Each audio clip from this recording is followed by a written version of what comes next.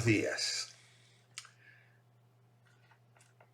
Hoy estoy grabando en una posición diferente a la habitual. Amados hermanos, me han provisto algunos medios como un micrófono más profesional que esperamos nos ayuden a mejorar nuestra presentación diaria de El Devocional. Buscamos hacer las cosas con excelencia y de esta manera glorificar el nombre del Señor y ser de bendición para cada uno de vosotros. Nuestro devocional en este lunes 4 de marzo tiene su lectura que es para cubrir toda la Biblia en este presente año, en el capítulo 8 de Números al capítulo 11 y en Colosenses capítulo 1. Meditaremos en Colosenses capítulo 1, versículos 1 al 9. Escuchemos su lectura y mientras Eli nos lee, disfrutamos un agradable mate. Colosenses capítulo 1, versículos 1 al 9. Pablo, apóstol de Jesucristo por la voluntad de Dios, y el hermano Timoteo, a los santos y fieles hermanos en Cristo que están en Colosas. Gracia y paz sean a vosotros de Dios nuestro Padre y del Señor Jesucristo.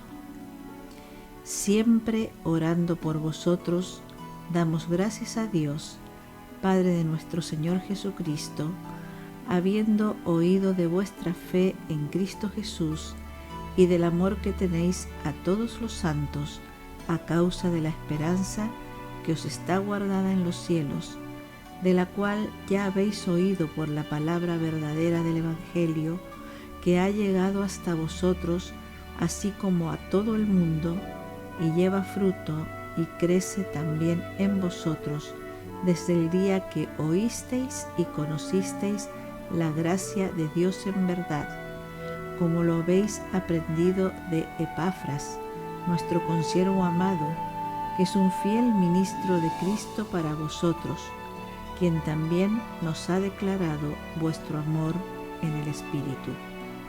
Por lo cual también nosotros, desde el día que lo oímos, no cesamos de orar por vosotros y de pedir que seáis llenos del conocimiento de su voluntad en toda sabiduría e inteligencia espiritual.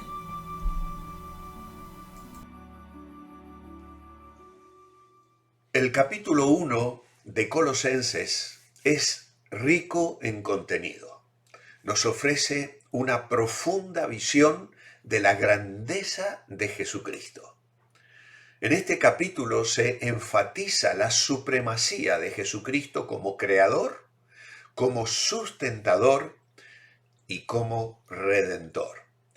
Nos anima a crecer en conocimiento, a permanecer firmes en la fe. Vamos a ver una breve explicación de todo el capítulo. Colosenses, tanto como Filipenses, Efesios y Filemón, son llamadas cartas de la prisión, porque Pablo la escribió desde la cárcel en Roma.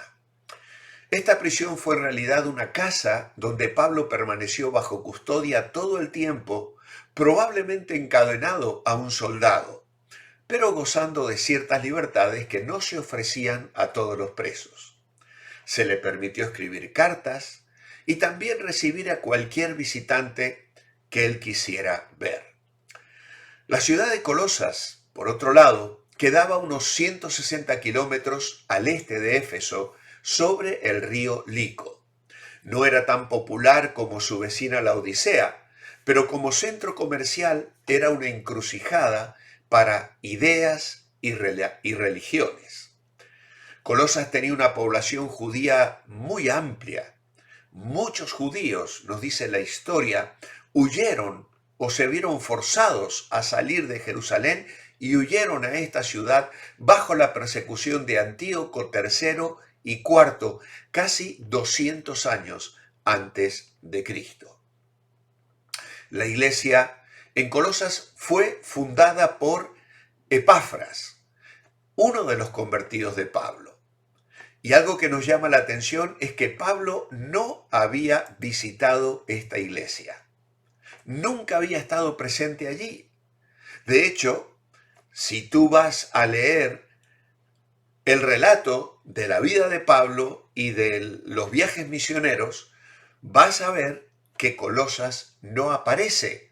¿Por qué? Porque Pablo estuvo en Tesalónica, estuvo en Berea, estuvo en Filipos, estuvo en Corinto, estuvo en Atenas, estuvo en Éfeso, pero no se menciona la ciudad de Colosas.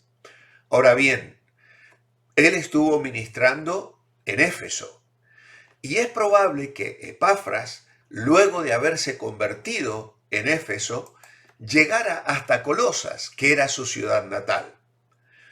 Luego visitó a Pablo en Roma y mientras estuvo allí le contó a Pablo el problema que había con una herejía que estaba surgiendo en Colosas.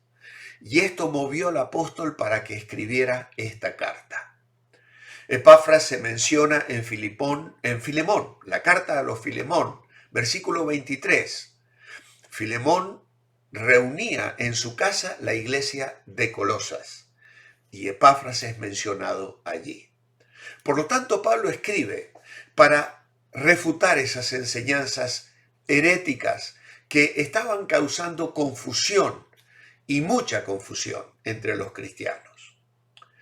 Presenta una salutación habitual a Pablo mencionando a Timoteo y saludando a los creyentes en Colosas, elevando primeramente también su oración por ellos, porque Pablo constantemente oraba por ellos, agradeciendo por su fe en Cristo y el amor que ellos demostraban hacia los demás creyentes. Una de las cosas que sobresalen en este primer capítulo es la supremacía de Cristo. Y Pablo ora por ellos, para que tengan sabiduría espiritual. Pablo pide que los colosenses sean llenos del conocimiento de la voluntad de Dios. ¿Te preguntas algunas veces cómo puedes orar por misioneros o pastores, líderes que no conoces? Pablo nunca había visto a los colosenses, pero oró por ellos. Y en su oración tenemos un modelo donde podemos tomar ejemplo para orar por aquellos que tal vez nos conozcamos. ¿Qué pedir? Pues que sean llenos del conocimiento de la voluntad de Dios, que tengan sabiduría espiritual, que agraden y honren a Dios llenando su vida de buenos frutos, que haya un crecimiento en el conocimiento de Dios y que se afirmen fortalecidos por el Señor, que perseveren y tengan paciencia en la vida cristiana, que experimenten el gozo de Cristo en sus corazones y que vivan siempre agradecidos. Los creyentes de todos los tiempos tienen estas mismas necesidades básicas y cuando tú no sepas cómo orar por alguien, acuérdate de la oración de Pablo por los colosenses. Luego Pablo describirá a Cristo como la imagen del Dios invisible. Jesús es la imagen visible del Dios invisible y le describe como el primogénito de toda creación. Es creador y sustentador de todas las cosas que fueron creadas por medio de Él y para Él. Nos dirá que Cristo es antes de todas las cosas y todo subsiste en Él y le describe como cabeza de la iglesia. Por eso tiene la preeminencia en todo. Cuando lleguemos a una de las cartas de Juan, antes del Apocalipsis, vamos a encontrarnos con un hombre que quería tener la preeminencia en la iglesia. Eso era intentar ocupar el lugar de Cristo.